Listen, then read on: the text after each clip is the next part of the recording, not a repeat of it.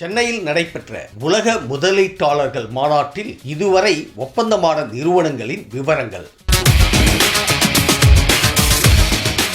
உலக முதலீட்டாளர்கள் மாநாட்டில் இதுவரை ஒப்பந்தமான நிறுவனங்களின் விவரங்கள் மற்றும் எத்தனை கோடிக்கு ஒப்பந்தம், இதனால் எத்தனை பேருக்கு வேலைவாய்ப்புகள் கிடைக்கும் என்பது குறித்து தற்போது பார்ப்போம். ஹூண்டாய் நிறுவனம் ரூபாய் 1180 கோடி முதலீடு காஞ்சிபுரத்தில். குவால்காம் நிறுவனம் ரூபாய் 177 கோடி சென்னையில். ஃபர்ஸ்ட் சோலார் நிறுவனம் ரூபாய் 5600 கோடி காஞ்சிபுரத்தில். கோத்ரேஜ் நிறுவனம் ரூபாய் 515 கோடி செங்கல்பட்டில். டாடா எலக்ட்ரானிக்ஸ் நிறுவனம் ரூபாய் 12082 கோடி கிருஷ்ணகிரியில். பெகாட்ரான் நிறுவனம் ரூபாய் 1000 கோடி செங்கல்பட்டில். JSW நிறுவனம் ரூபாய் 12000 கோடி தூத்துக்குடி மற்றும் திருநெல்வேலியில். டிவிஎஸ் குழுமம் ரூபாய் 5000 கோடி சென்னையில். மிட்சுபிஷி நிறுவனம் ரூபாய் 200 கோடி கும்மிடிப்பூண்டியில். வின்ஃபாஸ்ட் நிறுவனம் ரூபாய் 16000 கோடி தூத்துக்குடியில்.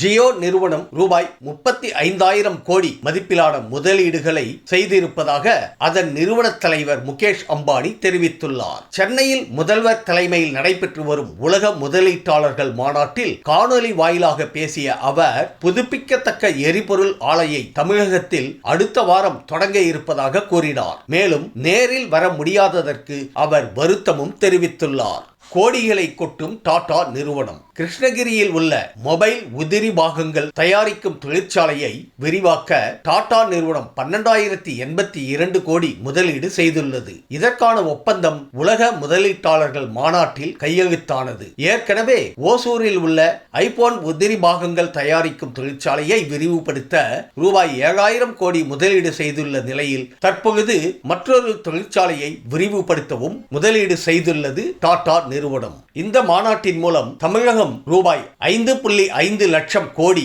முதலீடுகளை ஈர்க்க திட்டமிட்டுள்ளது.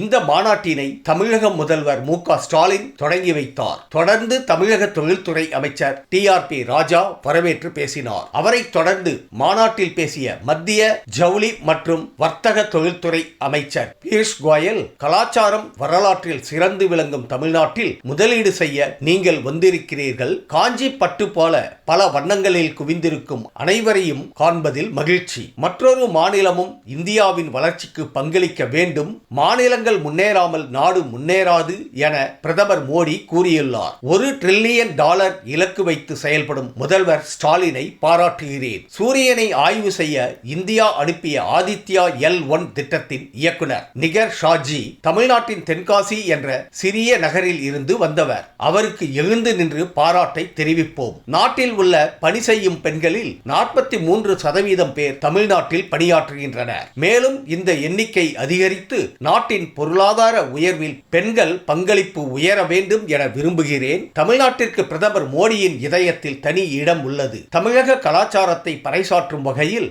நாடாளுமன்றத்தில் செங்கோலை நிறுவியுள்ளார் மோடி. காலனி ஆதிக்க மனநிலை மாற வேண்டும். பாரம்பரியத்திற்கு முக்கியத்துவம் கொடுக்க வேண்டும். 2047 வளர்ந்த நாடாக இந்தியா மாற பிரதமர் 5 திட்டங்களை முன்வைத்துள்ளார். கடந்த 10 ஆண்டுகளில் பொருளாதார வளர்ச்சியை ஏற்படுத்த கடும் சவால்களை எதிர்கொண்டோம். இளைஞர்கள் உட்பட அனைவரும் தொழில் தொடங்குவதற்காக விதிமுறைகள் எளிமையாக்கப்பட்டுள்ளன என மத்திய அமைச்சர் பியூஷ் கோயல் கூறியுள்ளார். முன்னதாக இந்த நிகழ்வில் பேசிய முதல்வர் மு.க. ஸ்டாலின், பொதுவாக வெளிநாடு செல்லும் போதுதான் நான் ஷூட் போடுவது வழக்கம்.